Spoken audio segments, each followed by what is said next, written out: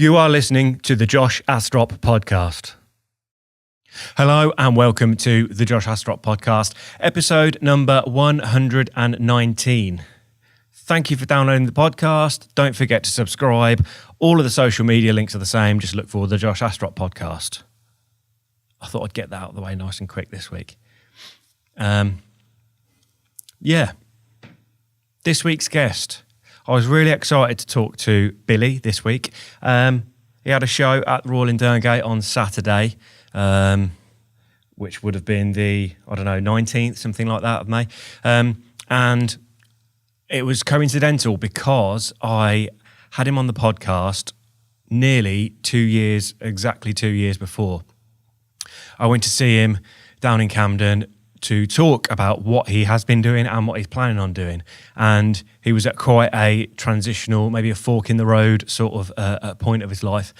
And I re-listened to that episode. I'll put a link to that in the show notes as well. I re-listened to that episode just to remind myself of what he was trying to do as a comparison as to where he is now. So I found that particularly interesting. Someone who consciously has made a decision to move his home, to move to London where things are expensive and it was going to be tight and a struggle, but he had a goal in mind and that was the sacrifice, that was the hard work that was required to get there. And to speak to him now 2 years on and see the things that he's achieved, the gigs he's played, the crowds he's played to and the music he's writing now has been fascinating watching that evolve. Clearly a really busy guy as he goes into in this podcast. So I was very grateful that I managed to catch him for half an hour or so before. It was about an hour before his set at the Derngate. So I caught up with him in the dressing room at the Royal in Derngate and had a chat. I went to watch the gig afterwards, but I'll talk about that after the podcast. I wanted to keep it nice and trim up top this week. So, there you go. Links to everything is in the show notes. If you want to find us, just type in the name of the podcast. This is the Josh Astrop podcast, episode number 119 with Billy Lockett.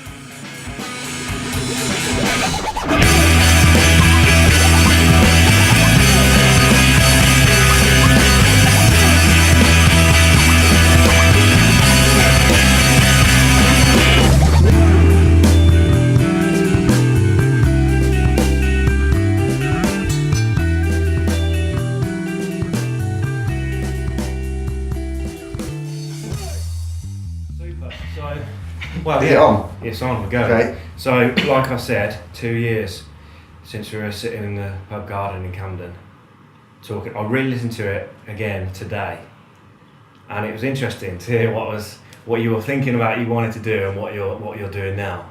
I think you just. Is it close? Yeah, well, it's better than you were. Well, there are some things in there that are like massive goals, and some things that are like milestones along the way. And obviously, you're well on the way. But you said, I think at that point you just finished doing the album. You said it was. You had it, the album at the time. Yeah. You had it recorded and done, and you were looking for, or it was in your manager's hands to sort of speak to some record labels. Yeah. And you weren't sure what was going to happen. Well, yeah. I mean, no one ever is. Yeah. Sure, really. I mean, I'm still not sure. but you kind of just try things and risk things and hope for the best. And slowly, I guess, the chances of luck kind of go in your favour more and more as it gets better and better. Yeah. But I think at that point, I had recorded an album, which I thought was the album in my cellar, I think, in Northampton, was it? Yeah. Just with one of my friends, Phil Clark. And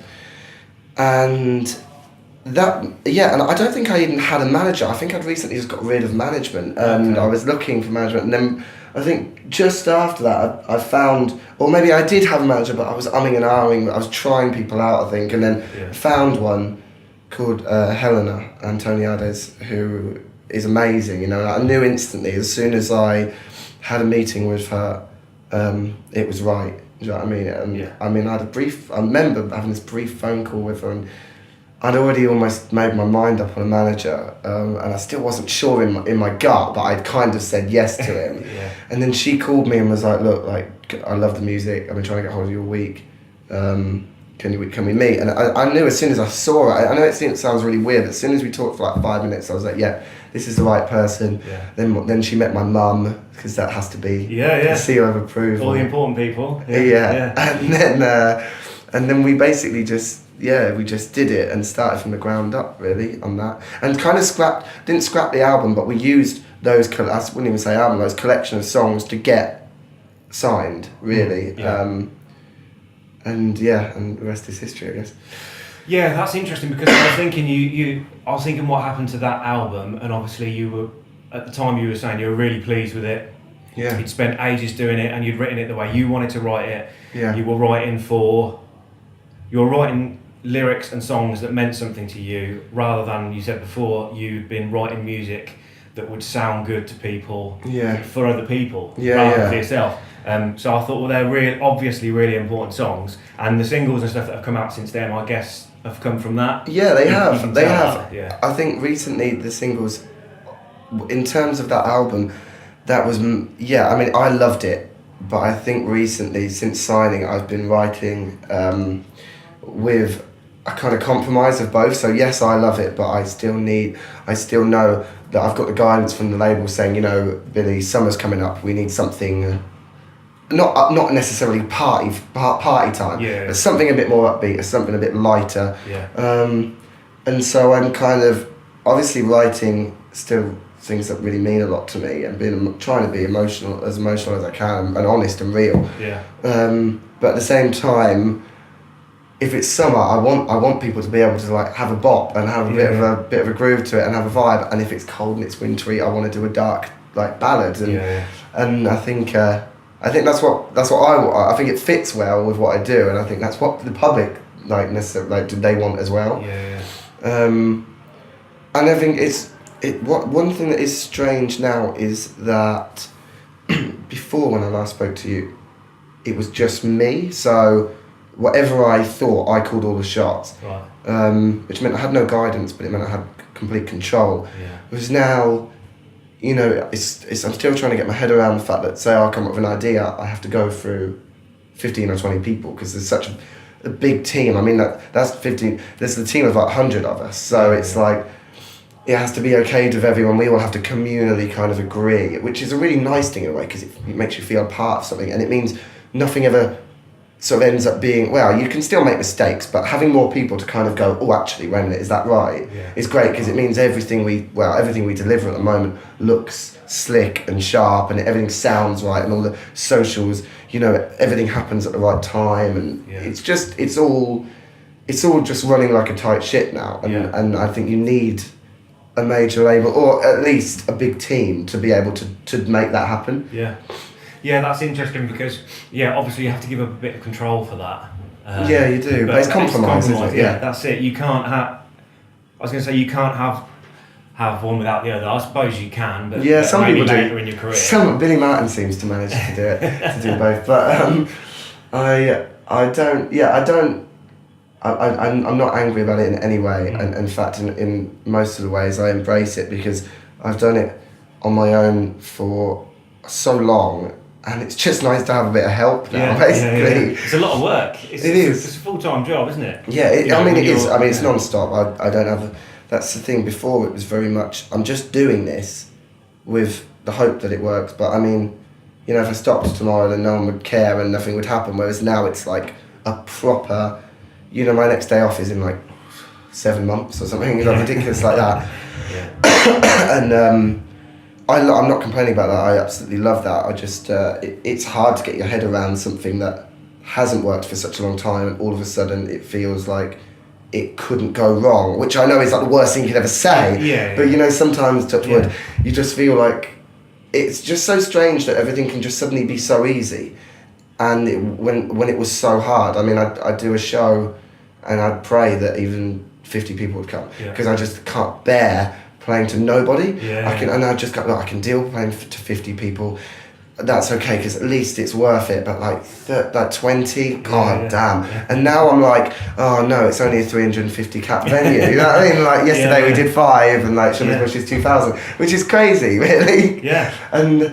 But the thing is, I like to think I'll never forget like how amazing the feeling is to go out on stage and play in front of a full room. Yeah. And it happens every day now. Yeah. And I still can't get my head around it. You know, it's ridiculous. Yeah, well, I understand what you're saying, but I mean, it's because of, without blowing smoke, it's because of how good your music is and the fact that you've put the work in. As you said, you've been doing it all along, which is like the greatest school ever, isn't it? Because you know every aspect now. Yeah. And I know exactly how not to do it. Yeah, I know every way to not do it. Yeah. But now now there's other people doing it that are probably more experienced. Yeah. And they know how to do it, and it's easier for you. And because I imagine you'll end up.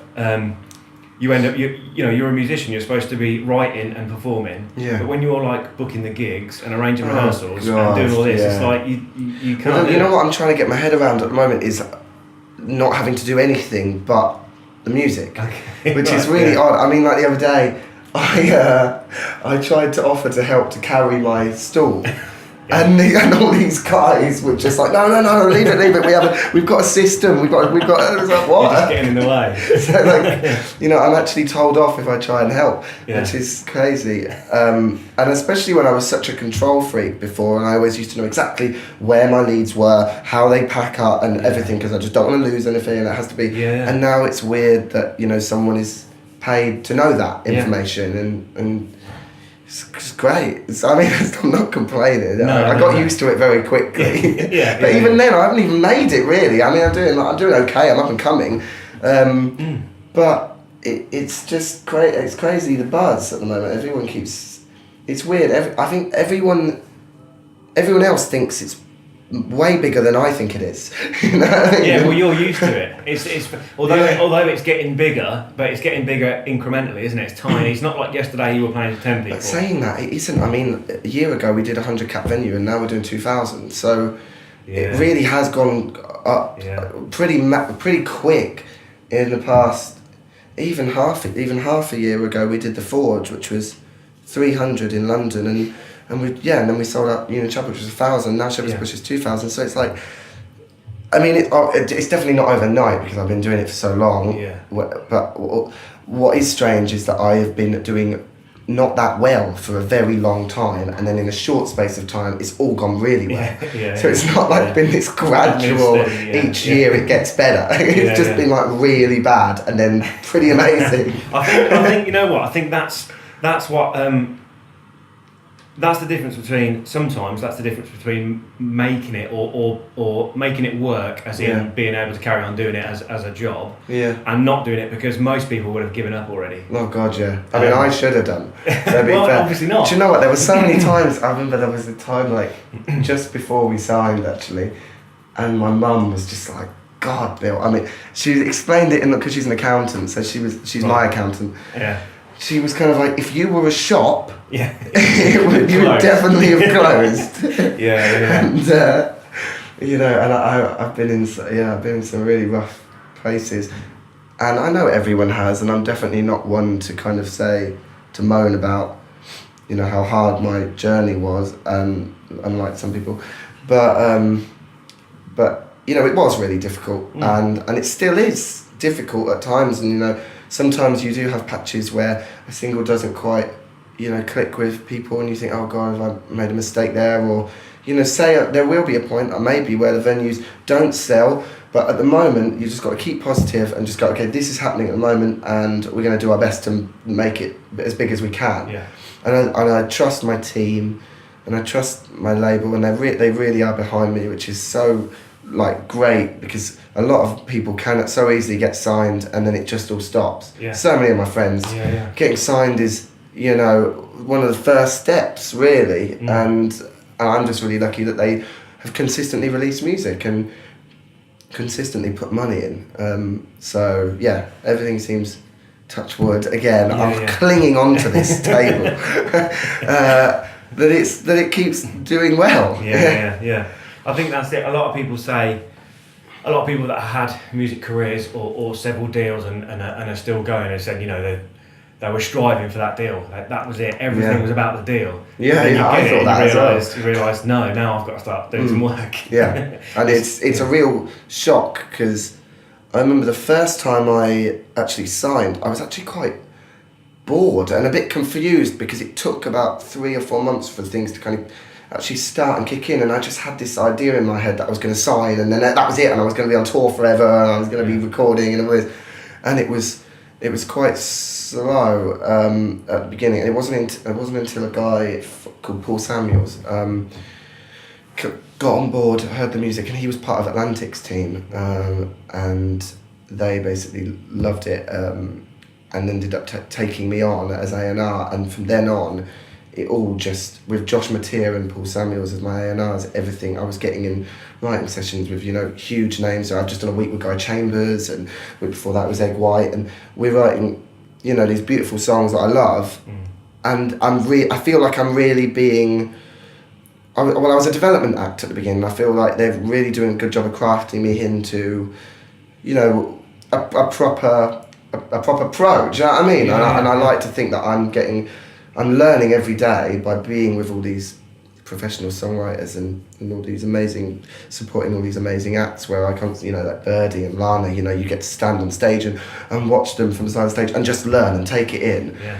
And you'd never get that opportunity without all this team behind it. I am just the name. Obviously, I write the music and things, but I'd be absolutely nowhere without, you know, all the way from my tour manager Alex, who, you know, does everything for me on tour and makes sure everything is perfect and just keeps my head in the perfect place.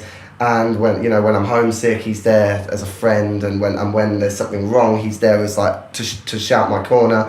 All the way, you know, to the head of the label, Dan Chalmers, who, you know, makes the last minute decisions on a record, you know, and it's and all the way to my manager Helen, she's amazing, to my PR, my light, my sound guy, like all the way to my girlfriend, you know, being a psychologist to me and a therapist. I'm always like, is this song good? What do you think to this mix? I'm constantly playing it, you know, and if she doesn't like it, I'm just like, oh God, it's rubbish. You know, and it's like, she's running the show, really. She really is. It all starts with her, to be honest.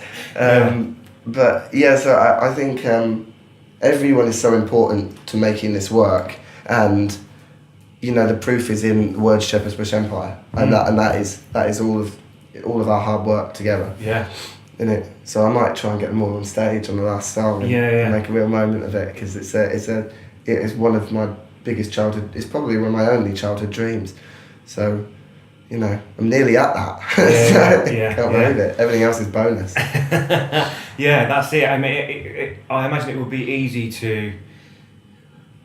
Well, things that were initially exciting, if you repeat the experience, it's less and less exciting, although obviously to a certain it's still fun. What you do get used to. Yeah. But I think your kind of template of mood gets higher, doesn't it? So it's kind of like, you know, obviously Northampton is an amazing moment for me. You know, this is an amazing show, because I haven't done a hometown show for years. Yeah. I mean, last time I did one, I was supporting Katie Tunstall, and nothing was really going. Nothing was really happening. I was a little buzzed, but nothing like what's going on at the moment. And I remember we all walked in today and looked at the venue, and it was only 400, and I think we did like a 600 yesterday, and we were like, oh, it's quite small actually today. And I was like, wait a minute, what are we doing, guys? Like, come on. And overall, the mood of everyone is so uplifting, and that we are a great team. We have a good time on tour, because we have to. We're a family, so we always have a laugh, and it is so nice. It's like just being able to go around the world with my best mates, basically. That literally is what it is. Yeah. But the thing is, you always, when you start music, that's the idea you have. Oh, one day it'll be amazing to go around with your best mates, tour the world, it'll be great. But the thing is, you do that before it's good, and it is pretty hard, because you have no dressing room, and you're cold, and you're not treated well, and you just have to be like sit in a car for ages, and you just like. And it's so not what you think it is on the tin, until you get to just this point. I think this is the first time it's kind of like, okay, everything is like awesome now. Yeah. That's so. I think that's important. A lot of people have said that to me. People that have toured, that you can have the greatest musicians in the world with you, but if you don't get on with them, oh my God, because they're only actually a musician for like an hour a day, and the rest they're just whoever they are. They're a person, and if they're not a nice person, yeah. What are you going to do?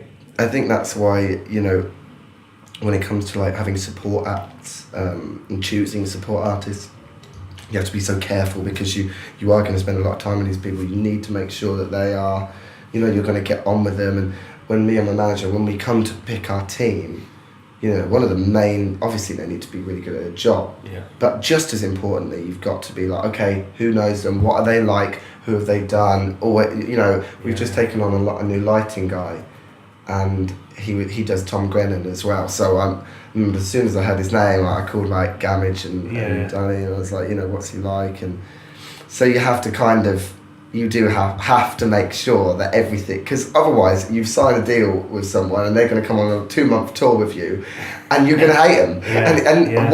One person you don't get on with on tour, it can ruin everything. You know what I mean? We had an issue recently. I'm not going to say the name, but it made everything difficult.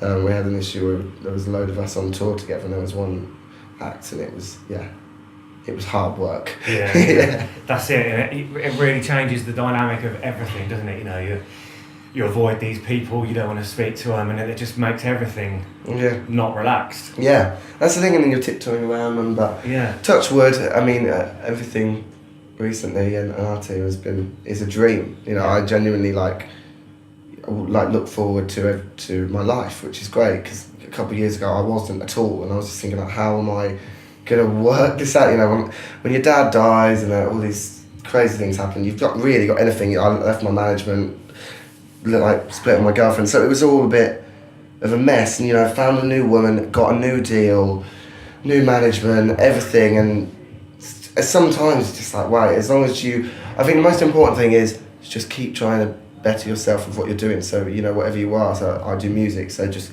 keep focusing on that and be the best I can at that, and everything will click into place. You know, sometimes it doesn't.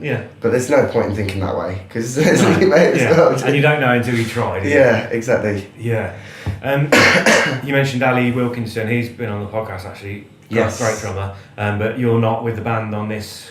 I'm not. No. Do you know what? We were going to do it as a band, and all the press said it was with a band. Although I've not told the management that, to be honest. I'm just pretending I didn't see, and they haven't seen either, so it's fine.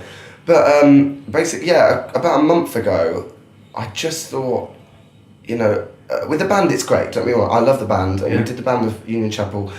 But the band is a big sound, and it's very much let's have a drink and let's like enjoy this and stand up and sort of move.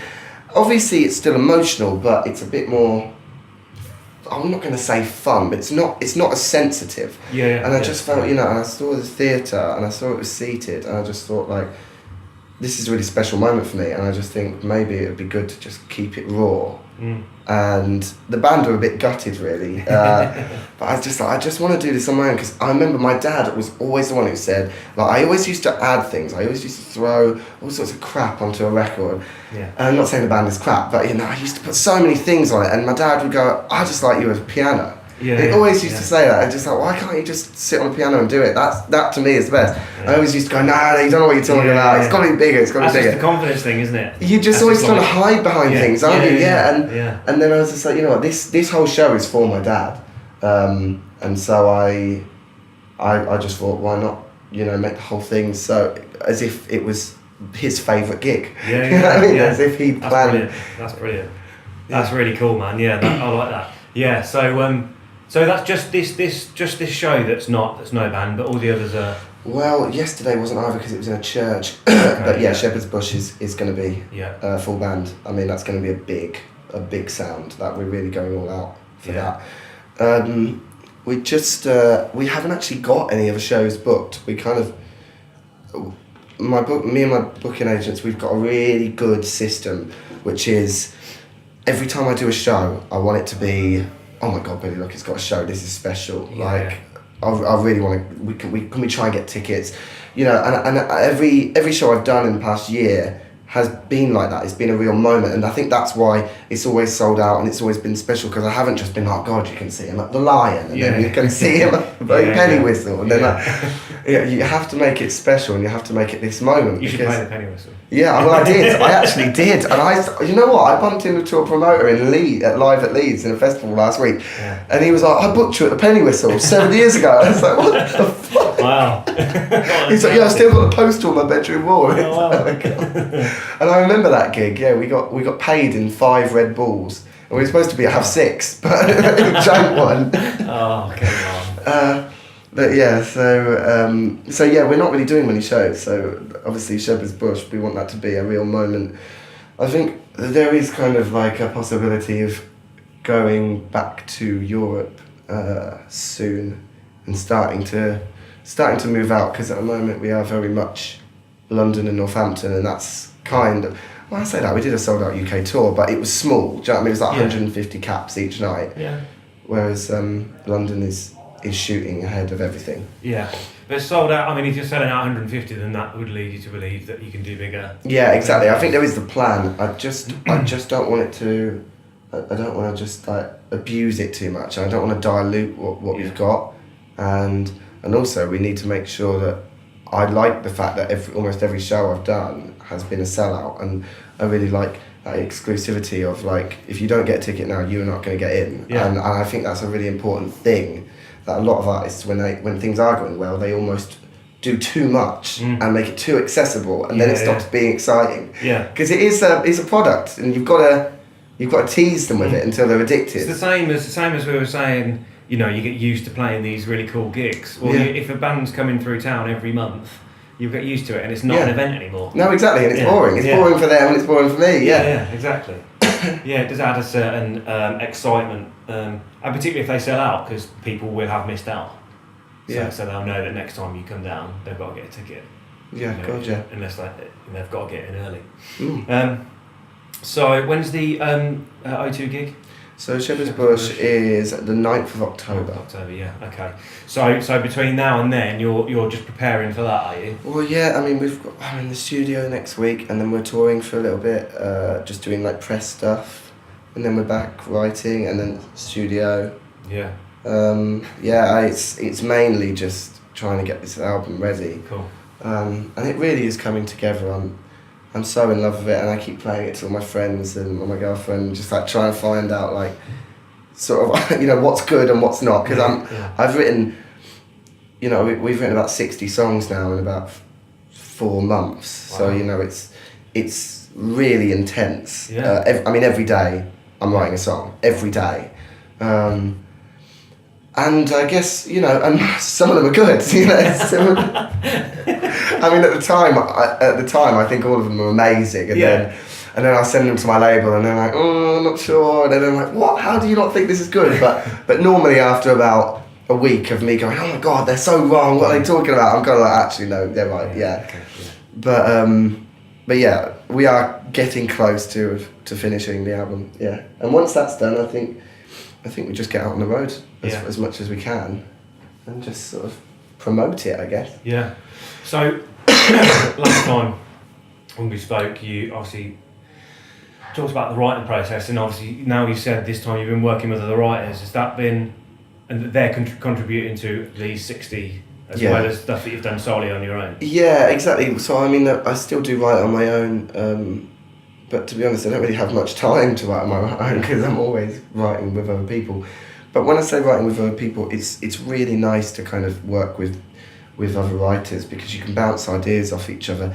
And I think sometimes, back in the day, there used to be all this like stigma on, you don't write your own songs on your own. It's like, to be honest, I've got a huge part in these songs. When I say co-write, a lot of artists who get signed, they get put in a room with a writer. They're only like 15 years old. They don't know how to write a song, and the writer will do it. Yeah. But I'm 26 years old. I've been writing for like 10 years. I know what I'm doing. So if anything, it's two solid writers together working on it. It's just nice to be able to work with people who are also just as good and on their game, and the results are amazing. Because it's really nice because sometimes when you're so close to it, I'll be writing something, you know, and then the pre will be a bit too long, but I won't even notice the pre is a bit too long, and then, you know, one of the guys I write with, Kosuke, he's like a Japanese guy, and he'll just be like, pre is just boring. And I would never have even noticed that it would be boring, and it's just, you need that, because and it's even something as tiny as a pre being 5 seconds too long can ruin the song and stop it being successful, because it's so important. Like a hit as such, I wouldn't really know because I haven't actually had a hit yet. What I like to think is a hit is just, you know, a winning lottery number. You know, everything has to be right, and even if one thing isn't, it's wrong. It's the wrong number. Yeah. So you need to be in a room with, you know, some of Bruno Mars's like cuts. It's like 20 people in the room. Yeah. You know, when you see, and that's because you need to keep going through people and go, I like that, but you can always make something better. Yeah. That's interesting. Yeah, every now and then I'll do that. I'll hear a song, I don't know, Bruno Mars, Beyonce, whoever's had a massive number one. Yeah. And I'm curious, like who the hell how wrote was that? it written, how was it produced, where, you know, and it's incredible sometimes the amount of people that are involved. It's a shopping list, isn't it? Yeah. It just makes you wonder, like, exactly what part did they have to play, and well, I just hope their name's in it. It's somewhere in there. But that's interesting, sort of comparing it to lottery numbers. Yeah. Because that's so true. If the last matching number is 49 and you've got 48, it might as well be 0. Yeah, exactly. It doesn't matter. I mean, songs obviously have a level where, you know, it doesn't have to be a hit to do well and to be great. But at the same time, I think I'm aiming to write beautiful, flawless songs that are the best I can do, and I just don't understand why anyone would want to write something that wasn't incredible. Do you know what I mean? And so you know, the attention to detail is insane, and me and my A&R guys really think hard about who we're going to write with, and who's going to produce the record, who's going to mix it, who's going to master it, you know, who we're going to take it to radio with, you know, and like, everything is so carefully planned, because there is no room for error really in music anymore. You know, you get this one chance to be this big buzz, and if you don't hit it, you do have to kind of build it all up again. You know, it really is. It's a ruthless like industry, and it'll probably kill me. but I've got myself in this mess now. It's too late to back out. That must be. Well, you're obviously aware of that, so that must be stressful. Yeah, it's really stressful. The pressure when you're writing music. It really is stressful. It's supposed to be a free-flowing, creative. It's supposed to be fun, isn't it? Yeah, and it is fun. Don't get me wrong. And like, there are so many times I'm just, oh god. I think the most stressful thing is you never know whether what you're doing is right, because that doesn't exist. Yeah. And I think once I accepted that there is no right or wrong, it made me happier, because it made me realise I'm not striving for something that's impossible to achieve. Yeah. So right is basically, do you like it? And do they like it? You know, that's right. You know, and the problem is, like, say my new single. You know, my girlfriend hates it, but it's How you do know, you get past her? She absolutely hates it. Like, she hates it, and I've tried with her. I played it to so many different ways, and I played it to her with the music video. I still hate it. She just doesn't like it. You know what I mean? And yeah, it's my most successful track, you know, and it's done so well. It's only been a day, and it's had like, you know, 30,000 plays or something. Wow. You know, everyone's going nuts for it. Everybody loves it. Incredible. But then I'll talk to a mate, and he'll be like, I'm not into that. You know, and you're like, God, you know what? That's fine. You're wrong. And well, that's the thing. Part of you, your instincts are like, you know what fucking talking about. Yeah. But then you're kind of like, you know what? That's okay you don't like it, because I don't like mushrooms, right? But it doesn't mean they're not food. Yeah. They're definitely food, and people still love that food. Some people, their favourite thing is mushrooms. Yeah. Exactly, and I think once you realise that, it makes it less stressful. But nevertheless, being in an industry where you don't always know what to do is so scary. You know, I mean, I thought Shepherd's Bush Empire was like a fucking terrifying idea, but you know, I thought Union Chapel was. I thought even doing King's Cross when it was 100 people, you know, when I said to the manager a year ago, she was like, let's do a gig with 100 people. I was like, there's not, because I'm going to embarrass myself. No one's going to come. And it always works out. So you've got to risk it.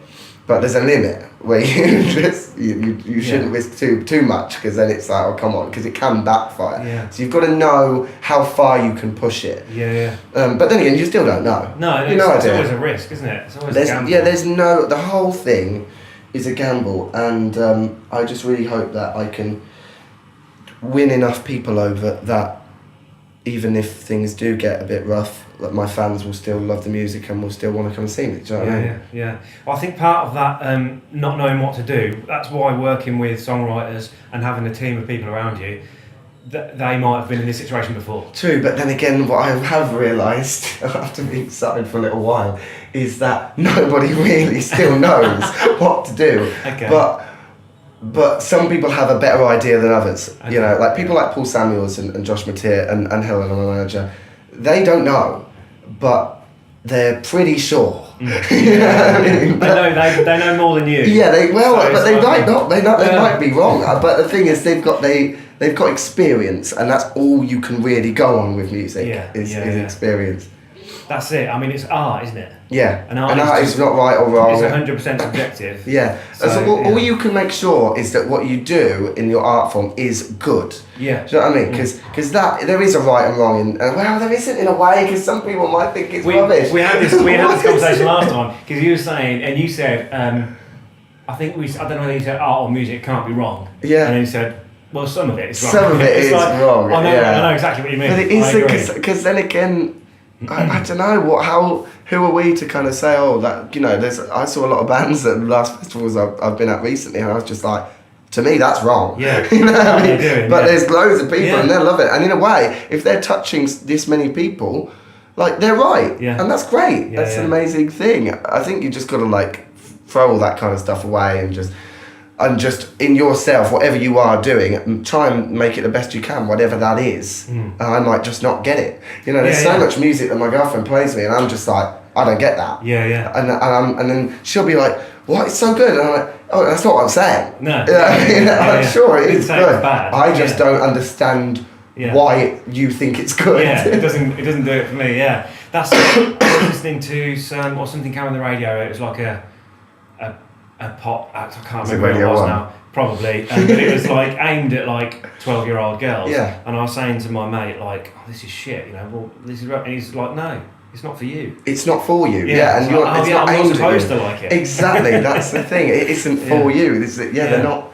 They didn't want you to like it. If I liked it, they'd make it uncool. Do you know what? I think the hard thing that I sometimes find in my genre of music is that my genre is supposed to appeal to everybody. Do you know what I mean? Because it's mainstream, really. Okay, yeah. So I think the hard thing sometimes is, you know, trying to appeal to the normal person. Well, what is the normal person? Yeah. Sometimes I wish that I had been more of a kind of a cult thing, because then it would be, okay, well, I'm metal, so I just need to appeal to these metal guys, and they will love it because it is what they do and what they like. That is. Whereas mainstream is very, and also I think mainstream's got this massive taboo behind it. You know, if you go into a pub or something, you go, like, say to like some young band, like we're probably going to go to Lamplighter later, or like after the show. I'll probably bump into some like up and coming indie bands, because that's where I used to drink when I was an indie band. And if I said to them, oh, you know, I'm mainstream, they'd be like, if someone said that to me, I'd be like, oh God, mainstream, you know, fuck off, loser. And it's like, dude, that doesn't have to be a bad thing. A mainstream means a nice song, like that people want to listen to. It means a lot of people like it. And what I love about my type of music is, you know, Union Chapel, I remember looking out to the audience, and there was, you know, this like 60-year-old man who was loving it, sitting next to a 14-year-old girl. You know, and they hadn't come together. You know, it was a couple and then a family, and I noticed, and I was like, that's amazing. Do you know what I mean? And that's what I want. Because that means that I'm getting it right, because they both just like, it's not about what clothes you wear or what's in fashion or any like trend or any crap like that. It's just, I like that song. It got to me. Like, it doesn't matter how old I am, what sex I am, I just like the song. Yeah. And that's all music should be. That's it, it's music. It's like, it's almost like it's not about any other sense do you like it? than sound. Do you like it? Yeah, I like it. Great. Do you like the sound they're making? That's it. That is music. And everyone always tries to overcomplicate it. Like, we're not that deep. We haven't thought about Get that. over yourself, man. It's not. Yeah. Great. Okay, well, obviously I'll put the links to everything in the show notes. Great. But it's great to see you doing this stuff, Thanks. and it's really nice to see somebody from Northampton. It makes you realise that it's possible. Yeah. Do you know what I mean? Yeah. You know, most musicians are like playing in their local pub, and that's as high, or I don't know if the high is the right word. That's as far as they think they can take it. Yeah. Being on stage and playing, doing tours is not for normal people. No, but it can be as long as you want to do it. But I mean, you do have to go and get it. I mean, obviously, I moved to London, and that's when things happened. Yeah. And I can't advise that more. If anyone is listening and they're a singer or in a band or anything, get to London as soon as you're ready, and as soon as you've got your shit sorted out. You can swear on this, can't you? Yeah. As soon as you've got your shit sorted out. And don't go before you've got your shit sorted out, because it will be an absolute mess.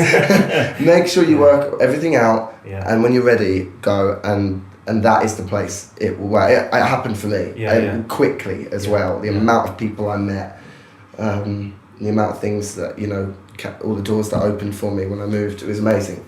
So yeah. No, that's cool. Yeah, well, like I say, it is cool to see you doing these things, but, you know, you made it happen.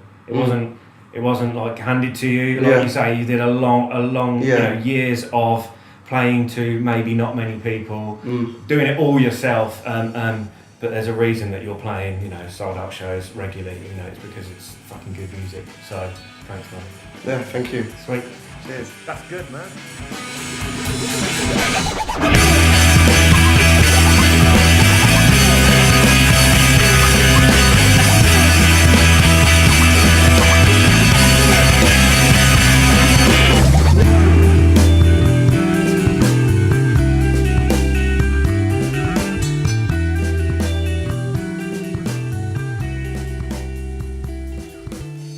So there it was, the Josh Astrop podcast, episode number 119 with Billy Lockett.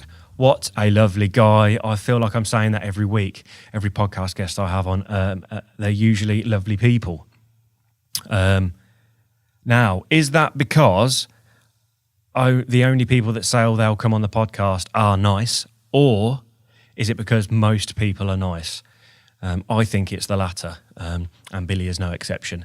So, yeah, fascinating to see what he was aiming for 2 years ago when he wasn't, that obviously wasn't the start of his journey into music, but that was a significant, maybe a pivotal point in his career. And it worked. It worked, I'd argue, not by luck, not by chance, not by someone above directing him. I think it's because he's put in hard work. He has. It always sticks in my head when I spoke to him the first time about how he said, I locked myself in my basement for, I can't remember how long it was, 6 months to a year, and wrote some songs, wrote some music, and wrote a song and then absolutely picked it apart second by second and asking himself, is it the best it can be? Is there anything we need to change? Do I need to work hard on this? And you know, that approach, that clinical approach, clearly works. The music he's written is fantastic. I think it's really, really good. The performance he put on after we did the podcast, I'm pretty sure it was a sold-out crowd, and it was amazing. It was really emotional. I was welling up in a good way. Obviously, I know a little bit more about sort of about the songs, and I can guess what they're about and who they're about, and that particularly resonates with me, and just adds to that emotional power, that emotional weight behind each song. But incredible voice, excellent piano playing, and just a general all-round awesome performance. I think it was great, and it's so sweet that he said in this episode, when he said that the gig's for his dad. You know, I can only imagine what that might feel like to have lost a father who was clearly very proud of Billy, and clearly encouraging, and knew that he had something there. And now, you know, his dad's predictions of playing gigs and doing well has come true. I won't say too much actually about the performance, because it's just popped into my head. It was recorded live in full, and it's being played on the BBC Introducing radio show this Saturday, which is the 24th, 25th, 26th, I think, Saturday the 26th of May, 8 p.m, BBC Radio Northampton, Lau Muttock's show, who's been on the podcast before, awesome guy. But he'll be playing the set in full on that show. Listen to it, it's brilliant. And obviously he talks in between tracks and things and maybe offers some explanation or some insight into what's going on and how he's feeling, which is I think is half of the performance, really. But needless to say, it was excellent, and I thoroughly enjoyed it. Yeah, what a guy. Yeah, he. I just think it's a perfect example of hard work and dedication. You know, hard work works. It really does. Sometimes I wish laziness worked. In fact, most of the time I wish laziness worked, because I think we're all fighting that urge to not do that thing that we're supposed to do, or not do that thing that we want to do. Yeah, I think that's part of the human condition. I don't think that's unique to me or to musicians or to whatever. It's in all of us, I think. The trick is finding something that you enjoy doing, because that gives you so much energy, so much desire towards the thing that you're doing. You know, I'm sure there are times when Billy's been touring, been writing, whatever he's been doing, when he didn't want to do it, he wanted to give up, or he didn't have the energy, he needed a day off. But it shows that by pushing through and keeping going, you will get to your end goal. You know, if you're not doing something that contributes to your goal, don't do it. Some things obviously you do for fun, but then that is your goal. Your goal is to have fun. If you want to have a day off from working hard and watch TV all day, then do it. You've earned it. That's a reward. But if you do it every day, you're never going to achieve your goals or your aims or your dreams or whatever. The only goal you will achieve is sitting and watching TV. And arguably, there's more things to do in life, I think, or even just try. But yeah, Billy, awesome guy. I won't go on too much about how great he is, but it's so cool and inspiring and heartwarming to see somebody work hard, who's clearly got a talent, and develop that talent to get where you want to go, to make a living out of doing something that you love, which I think is an incredible feat to achieve, really. It's I think it's something everyone would like to do. So he's sort of found his thing, he's worked hard, and it's working for him. I'm sure if you speak to him now, he's got many more goals, and he's got to keep going and keep working, and it's not over yet. But he's achieved so much so far, so I hope he understands that, and I hope he has a sense of pride in himself. Yeah, anyway, the links to that radio show or that's the website where you can listen to the show live on Saturday, and Billy's page and all the pages for the podcast and the social media links will be in the show notes. So check that out. Subscribe to it, like it, share it, do whatever you want. It's all good with me. That's everything. This has been the Josh Astrop podcast, episode number 119 with Billy Lockett. I've been Josh Astrop. We will see you next Wednesday.